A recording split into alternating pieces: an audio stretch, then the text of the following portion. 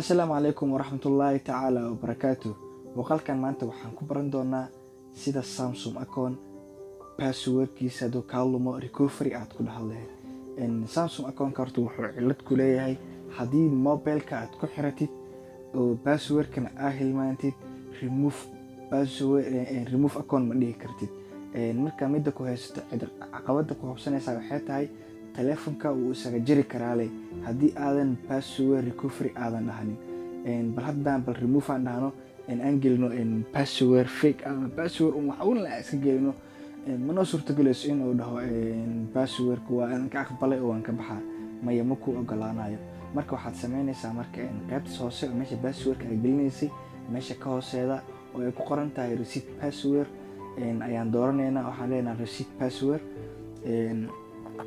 kadib marka waxaan noo sameynaa linki waxaan noogu furayaa Chrome-ka ama waxyaabi browserada isticmaalaysid mid kamid oo link ugu furayaa. kadibna wuxuu ku leeyahay ID email geli meeshan. ID emailka wuxuu ka wadaa Gmailka uu ku samaysan yahay Samsung account-ka oo telefonka markaas ku xiranba Gmailkaas aad gelinaysaa. Gmailka markaad gelisid marka waxaad sameynaysaa kadib waxaa leedahay marka Gmailka waan geliyay waxaa leedahay marka next oo meesha buluugta hoose aad dooranaysaa.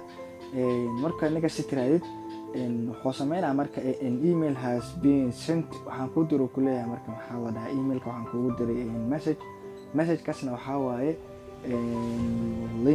linkiga oo ah linkiga meesha password ku samaysan lahayd passwordka cusub meesha ku kana Samsung account oo meesha passwordka cusub ku samaysan lahayd waaye.